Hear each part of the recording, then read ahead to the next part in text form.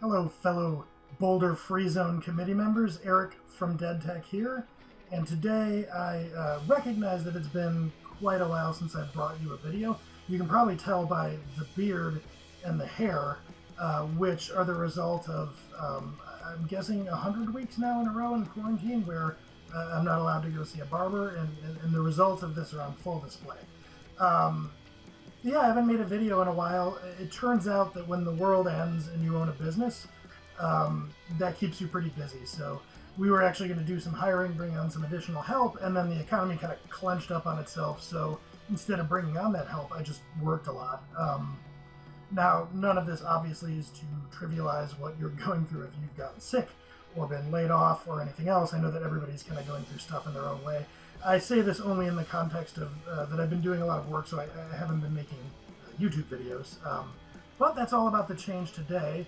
I am going to, for the first time in a couple months, answer a series of questions that you, the readers, ask me for some reason. So if that sounds interesting to you, stay tuned. All right, first question is kind of what's a fair expectation for uptime of a major piece of software?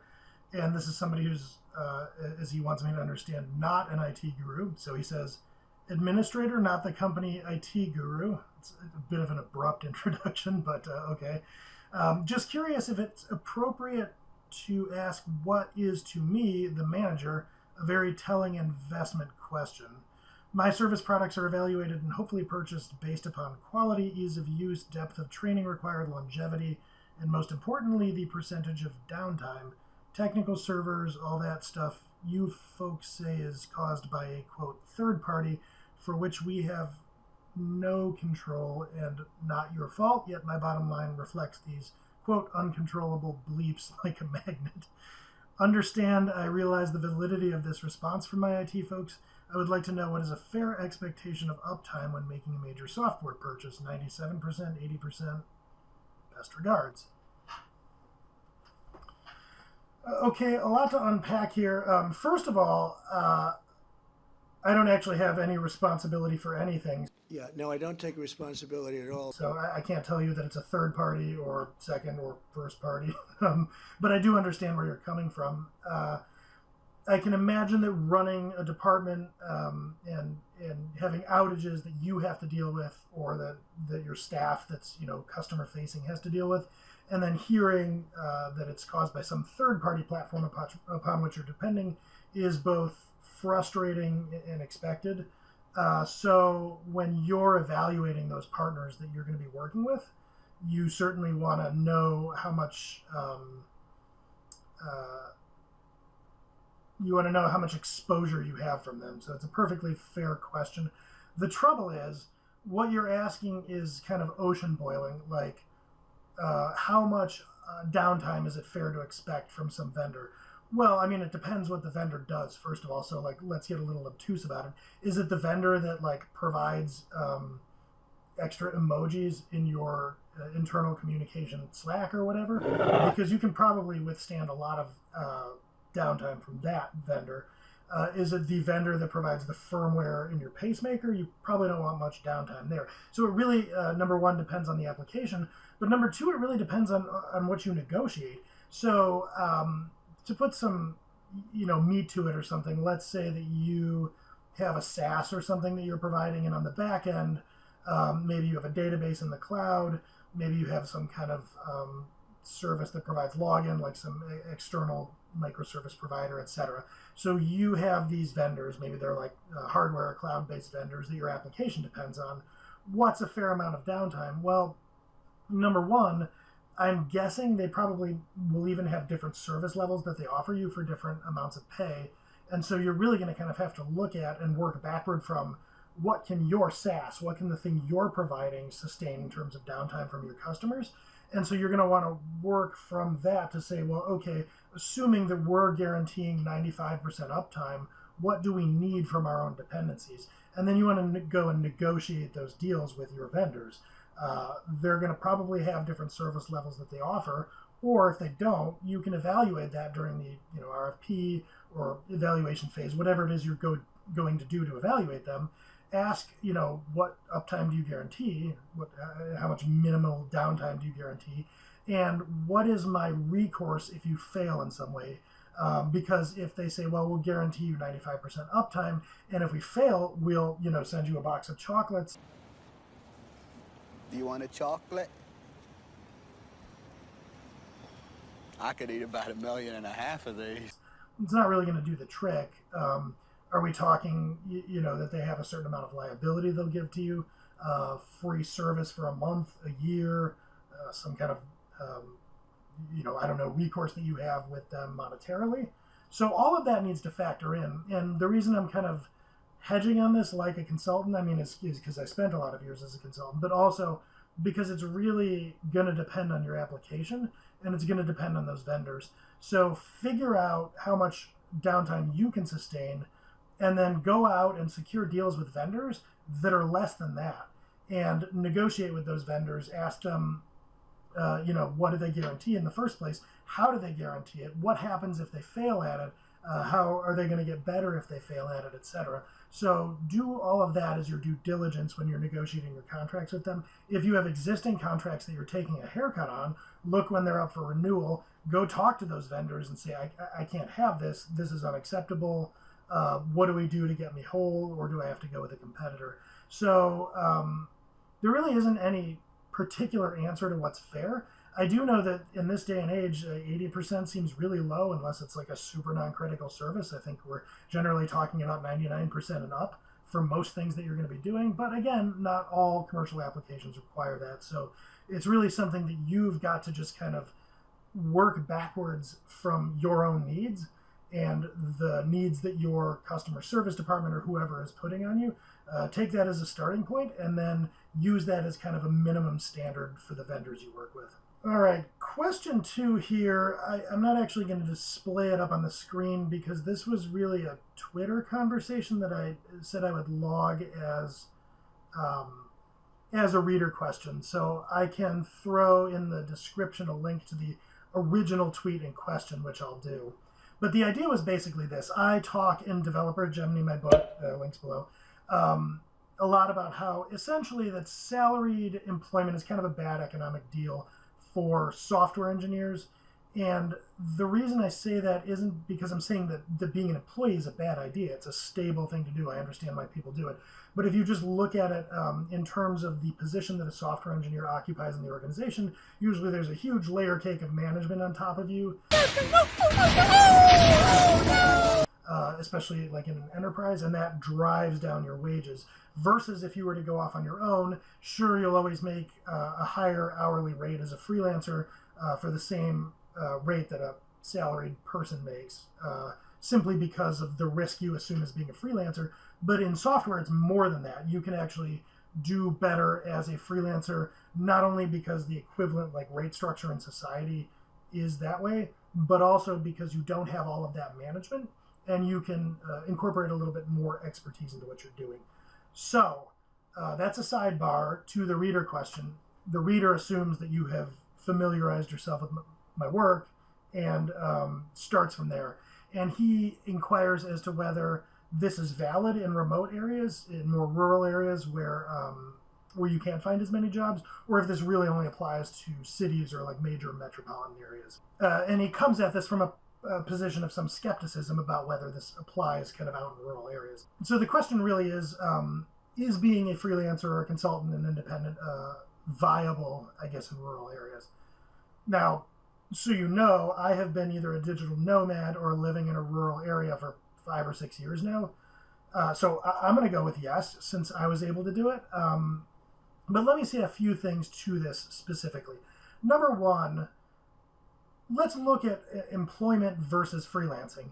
And let's look at those in the context of a city versus kind of out in the country, like say where I am, where there's barely any employment unless you drive 45 minutes. And even then it's pretty thin.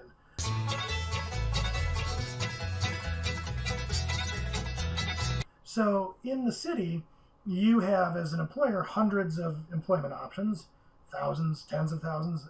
And in the freelancer, as a freelancer, you have hundreds, thousands, tens of thousands of client options. Now, if you come out into the country where I am, there's, I don't know, maybe one employer around here within 20 miles for software engineers, maybe. If you expanded it out a little bit more than that, maybe there's like 10 or 20. And then if we're talking about freelancers, again, it's the same number of potential opportunities, discounting remote work. So in a sense, it's the same. It's just that you have more opportunities in the city for either employment or clients, and in the country, you have fewer.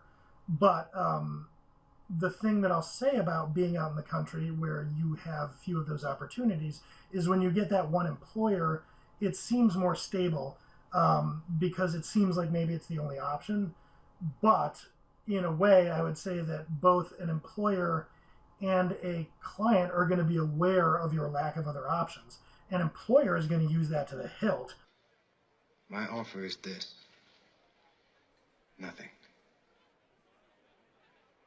Not even the fee for the gaming license, which I would appreciate if you would put up personally. Probably depress your wages. And I don't even mean this in the sense of them being like a bad actor, but an employer who's the only employer in the region knows it, and they know that they don't have a lot of other competition for your services.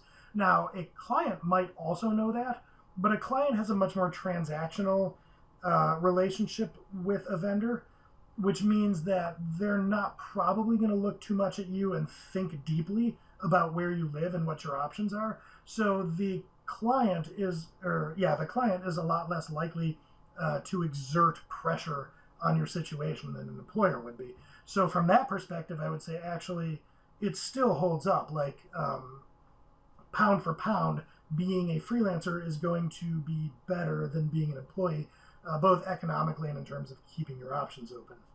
Now, I think the meat of the question here is this idea that maybe if you're out in the middle of nowhere, there's a single employer around, or you find that that one remote gig that you can do, and then you want to cling to that because that's kind of your lifeline. So the stable, sensible thing to do if you're out in the country isn't to gamble on the idea that you'll be able to sequentially find gig after gig, but rather to find that one and hold on to it and hope you can settle in there for 10 or 20 years, I think is maybe more the point. I would say from a risk aversion perspective, assuming that that job doesn't evaporate or something, that's a sensible play. And to circle back to what I'm talking about, I'm not saying that salaried employment is a bad idea. I'm saying it's economically disadvantaged compared to what you could do. But what you're doing, if you're seizing onto that one job so that you can live your life in the country and be stable, you're not really maximizing your earning potential. That's not the goal. You're kind of creating as high a floor on your earning potential as possible. So I would say that what I'm talking about applies whether you're in the country, whether you're in the city, really anywhere. That just in general, if you want to maximize your earning, that salaried employment for a software engineer just isn't the best deal. Again, not a knock on it. It's just not the best path to maximized earnings. All right, question 3. As an aside, I have to say it's kind of fun to like shake off the rust here, but pardon me if I am a little rusty and kind of getting back into the groove of this. But anyway, here is question 3. He says, Eric, I'm not exactly sure how to phrase this. I just generally wanted to connect and start a conversation. As you can see on my LinkedIn page, my experience over the past 13 years is quite diverse, but I would say that the edge I bring is designing and building systems of scale, as well as knowing how to scale a software tech operation from nothing to an enormous size. At this point in my career, I'm seriously thinking about starting a consulting business, which is how I found you. Not sure exactly what my questions are, but I guess I'm trying to do 2 main things right now. Nail down my value prop and how I represent it. Figure out how to get clients. I'm based in New York City. Once again, I don't have anything too specific to ask you, but would love to connect and get your experience to make headway on those questions. All right. Well, fair enough. The question isn't overly specific, so I will be not overly specific in my answer. I will give some general recommendation here, which is we're looking at 2 things essentially as a differentiator. And I think I would pick one or the other of these as a starting point, but one is to build a system of scale, that I know how to design a system of scale, and design and build, as well as knowing how to scale the operation itself from nothing to an enormous size. Fair enough, but kind of what you're describing, I think, is maybe one or more jobs that you've had where you've stayed with a company for a long time as it's either built, with you, one of these systems of scale, or the company itself has scaled in this fashion. those don't lend themselves super well to value propositions for a freelancer, let alone a consultant, because what you're talking about is kind of by definition something you're going to do over the course of a long time. Like, imagine if I came to you and said, I help companies, go from 2 employees to 2,000 employees. The only seat from which you're really going to do that is like an early employee. That's not a consultative thing. It's just too long and weird and involved to play. Kind of so it goes with building software. So you could hire on at a bunch of startups that had sort of long-range ambition to build large systems, and you would maybe make a good early hire architect or CTO. But again, that doesn't really play. Like consulting and freelance engagements are generally going to be shorter in nature, more fixed in scope, more expert in nature. Even though this is focused, it's kind of generalized and non-expert. Like a lot of engineers out there have worked on systems of different scale. You could go hire anybody that's worked at Netflix or Google or Amazon or whatever, and they would have some of this same expertise. Very impressive. I'd hoped you would be pleased. But it is the kernel of maybe a value proposition that you could offer as a consultant. So you have seen this through from start to finish, which is maybe a little bit less common than somebody who just hired on at Netflix and then quit that and went to Amazon. That might be somebody who's only ever seen scale. So you've seen the journey, and you can start to think about, what sort of expertise might you furnish. So I talked about startups with maybe large scale ambitions. So maybe you could think about a consulting practice around that, where you go and you help them build out a roadmap for, what does the next 3 months, 6 months, year, 5 years look like in terms of building their systems. Or maybe you're going to go do an audit of the tech that they're using and score how well they're going to be able to scale or age as they grow to meet their ambitions. So I think I would start to think along those lines as to how can you take that fairly lengthy journey that you went on with these companies, whether it's scaling their actual software or scaling the department and org chart itself. How can you take that and bottle it into something that you're only going to offer over the course of 2 weeks or 2 months? And that's probably going to give you the seed of a lot of initial ideas for what it is you might be able to do. And I would kind of iterate on that. And most importantly, this is something I find myself saying over and over and over again to people that write in and ask for advice. Once you get these seed ideas, go have a lot of conversations. Go do market research. See if there are people out there that would be willing to pay. See if that's interesting to them. So before you really hone in on some kind of specific value prop and try to sell it, come up with the seeds of an idea for maybe a number of different ones, and then go have conversations with past employers, executives that you know, etc., and see if it would be of interest and get their input and take it really seriously to iterate on these ideas you have until they kind of look and say, yeah, I would pay for something like that if you were to come in for a month and do X. Fairly general question, and that's kind of my general advice for what I would do if I were you. All right, let's round it out here with question 4. This is actually a follow-up question from the same reader. Different email says, one more thing that might be interesting for me at least is learning how you found your first customers when you started doing consulting. All right, what did I do? My story is, maybe a little non-standard in this fashion. I didn't just work and then one day I threw in my towel to the rat race and went off on my own as a consultant. I actually went to grad school in my 20s. And then by the time I was around 30, I finished grad school. And because I had been doing night school while working full-time, I was very used to a very compressed schedule. So instead of grad school, I built my own blog, deadtech.com, which is about 10 years old now. And I used that as an engine to start moonlighting, freelancing in my spare time. Now, there would be about 4 years that would pass between when I started Dead Tech and when I started moonlighting and when I actually went off on my own. So I found moonlighting clients kind of opportunistically through people that would reach out, word of mouth, people I had done part-time app dev work for in the past. And so those were some of my initial clients before I was off on my own. And that provided a nice base to get used to conducting my own business. So if you have the bandwidth and you're not ready to make the jump quite yet, moonlighting until you get enough clients that you kind of need to choose between your job and the moonlighting, it can be a great route. And doing that did two things. The regular blogging built up kind of a following and a pipeline of inbound business that would sometimes find its way to me, and I also built up a book of business in my spare time. So fast forward to when I left my last salary job as a CIO and I went to freelance, I had a nice baseline of people who had reached out to me over the previous 4 years that I maybe hadn't had time to work with or consult with. So I warmed those leads back up and said, hey, you reached out to me in the past about whatever work. You still interested? I reached out to former employers. That was a big one. Perhaps the biggest one of all is that I boomeranged my employer that I worked as a CIO for. Who's coming with me? Who's coming, man? Who's coming with me? And I did some consulting, some follow-up advisory work for that company for a few months. So that was mainly the source of initial clients. Let me see, to recap that. It was flexing my muscle for like old clients, old employers, my network in general, and then people that had reached out to me through my site, deadtech.com. At the time, I was doing mostly like app dev or app dev training. It also didn't hurt that I was doing videos and had been doing videos for pluralsight.com, so that provided some leads as well.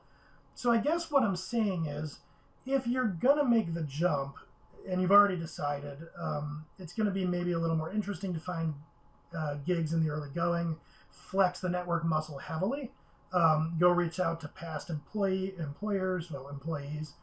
contacts of any sort, and tell them what you're doing and see if they've got work leads for you. But if that jump date isn't set in stone yet, maybe you think of setting your business in motion before you actually quit, and at the very least, only quitting when you've got that first gig or two lined up, but maybe you even moonlight in your spare time. And or while you're doing that, set up your website, maybe do some blogging, try to get some attention on it, and see if you can't get some inbound leads. Mine is an extreme case. I built up a pretty good following over 4 years, so I actually did have a good bit of inbound lead. I don't suggest waiting 4 years and building a blog following, but anything you can do along those lines is going to help. So that is the story of how I got my first leads, kind of generalized to anybody out there watching and packaged up with a little bit of advice for you. So I hope that helps, and I hope that my return to video Q&A has been helpful for you in general. I'm certainly having fun doing it again. Thank you for watching that reader question roundup. I do appreciate you tuning into these videos. If you would like to ask a reader question, you can do so at deadtech.com/ask. I will also have a link to that down in the description, so you can go there right from this page. If you like this video, it'd be great if you could give me a like. It's not just fluff, it actually does help the channel. And if you liked it enough that you want to subscribe, I encourage you to do so. If you're going to do that, maybe click the bell down below, because that will give you an email each time a new video is posted to the channel. And I'll say what I have always said, which is that if you don't like, feel free to give it a thumbs down. I am looking for feedback in whatever form it comes, whether it's comments, likes, dislikes, however you want to engage is, of course, your business. So with that, I will say thanks again for watching, and I will catch you next time.